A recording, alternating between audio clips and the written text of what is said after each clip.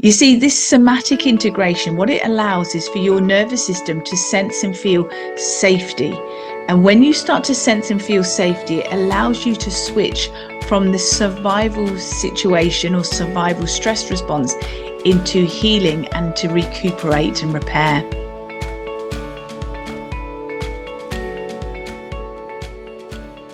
Hello and welcome back. So thank you so much for all your feedback from week one. It's great to hear from you. Keep all your information coming in. It's wonderful. And I'm sure you're already able to appreciate the importance now of that first step of awareness. So what we're going to do today is we're going to have a look at going a little bit further now, because now we're starting to become aware of the sensations and the feelings that we have. We want to now take the next step, and that is to reclaim safety within our body. So I'm going to break this down a little bit more for you. And the reason I talk about this is because let's consider chronic pain, for instance. When people have a lot of pain, this is often creating a sense of feeling unsafe in our body. We don't really want to notice the sensations, do we, when we have a lot of pain? That's why a lot of people will switch off and just live in their head. They want to disconnect from that chronic pain. And so it's understandable, isn't it, that you can see why chronic pain creates this feeling of being unsafe in our body. And the other thing is that chronic pain can also create labels and stories in certain areas of our body, and that can limit or impact how we move, how we stand, how we walk. You know, people can walk very tentative or very gingerly. They don't walk so freely, and they may hold their breath as they go to bend down and pick a bag up, for instance. There's a lot of stories and a lot of physiological shifts and changes that happen from everything that's happening on a subconscious level.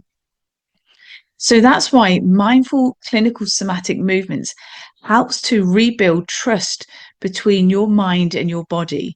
And what this does is it helps to create this somatic integration.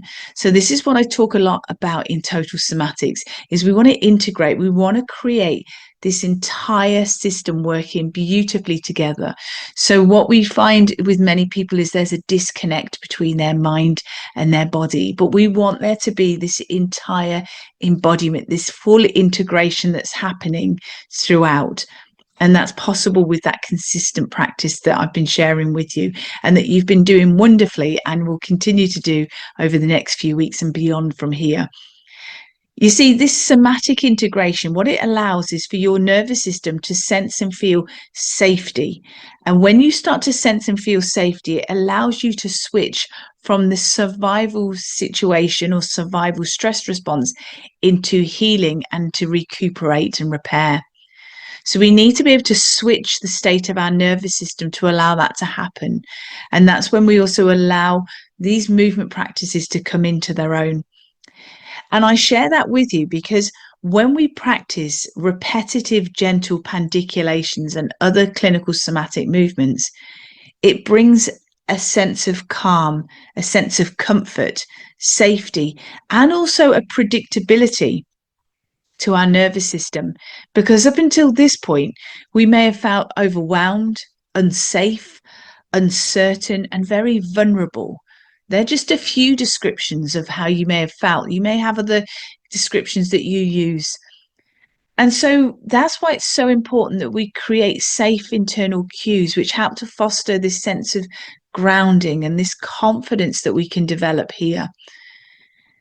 And this is where I just wanted to encourage us to really take good care of ourselves. I mentioned it in the previous episode, this nurturing, this care that we need to take, because many, many times we can be so caring and loving to other people. We can spend a lot of time with them. However, for how we speak to ourselves and the time that we spend with ourselves to recuperate and repair can be quite limited. And the way that we speak to ourselves, that can be quite judgmental. It can be quite harsh. So I'd encourage you to start reassuring yourself that when we talk in a very kind, nurturing manner, that's going to have a huge impact on how we feel, the state of our nervous system.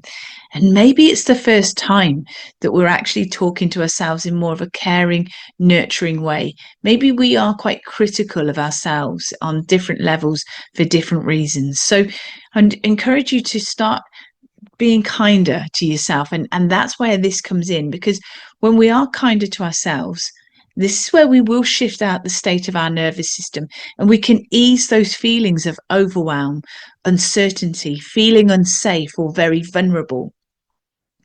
And that's where I want to share with you this week's takeaway cues and points to consider. So again, if you're new to these episodes, you can find this PDF download either in the show notes of the Total Somatics YouTube channel, or if you're listening to this on a podcast platform elsewhere under the heading of Somatic Movement and Mindset, which is what my podcast channel is across the different podcast stations and platforms. If you go to the show notes there, you will find the PDF. And that's this downloadable product that I'm holding up to the camera if you're watching this on the video version. And so on this, you can either download it to your phone, to your tablet, or you can print it off, whatever suits you. But here, this is the second one. So you can see it says reclaiming safety in your body is what week 2 is about. So I'm just going to share with you the 5 home practices or takeaway practices for this week. So the first one is to explore small, slow pandiculations daily. So in the previous episode, I shared with you a free gift, and that free gift I'll share with you again. If you go to totalsomatics.com/gift, GIFT, totalsomatics.com/gift. Within that 33-minute movement session, you will experience things such as shoulder release techniques. That could be something that you practice this week, is maybe in a seated position or a standing position. You could explore maybe the shoulder sequence part that you've just learned from that 33 minutes and take that into a daily practice, making it small and making those pandiculations slow and noticing how you feel in those settings. Maybe you're sitting at a desk, at work, and you want to just do those movement practices. Maybe you're sitting in the car and the traffic lights are on red. So you've got that moment just to do some slow, small pandiculations, noticing how you feel here and noticing that if you've had a lot of stress and a lot of history in your shoulder, that doing those slow, small pandiculations is starting to bring a level of safety and calmness to your body without feeling like you have to be forceful and push through pain or breathe through the pain to get results.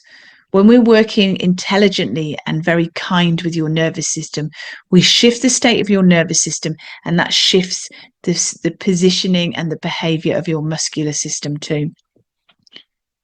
So the second part I want to share here is that I've said use affirmations or use expressions such as "it is safe to feel this," or it could be "I am in control of the size and speed of my movements" during your somatic movement practice.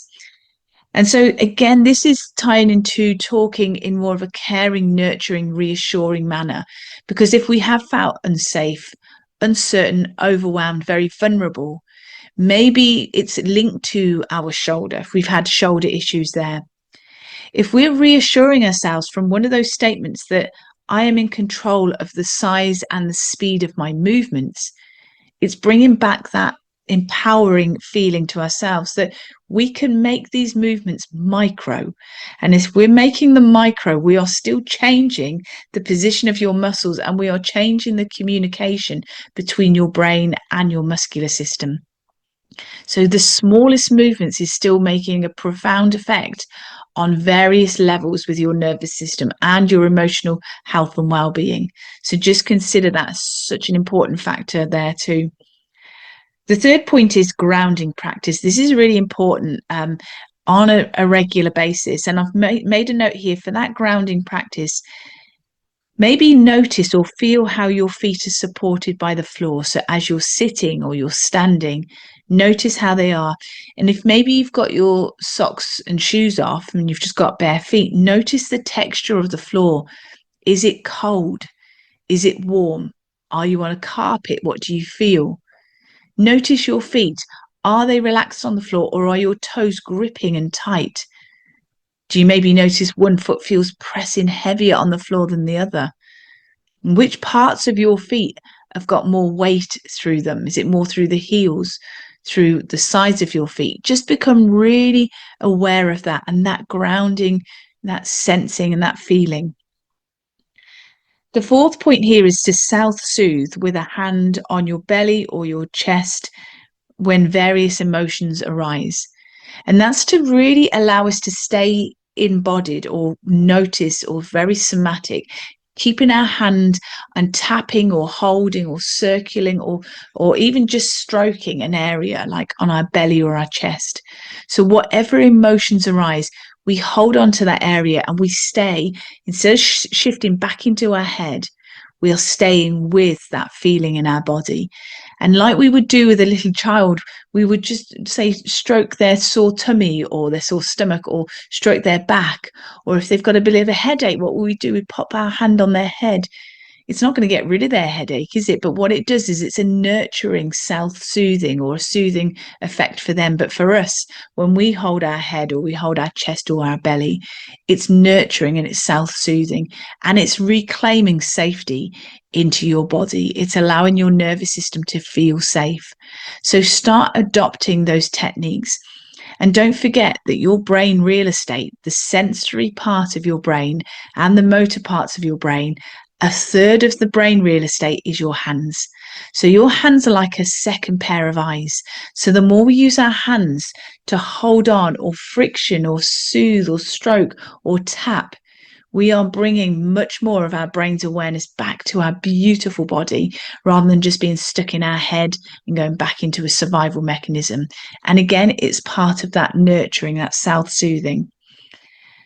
And then my final point here for today is end each day with a gentle full body pandiculation and include a yawn within it.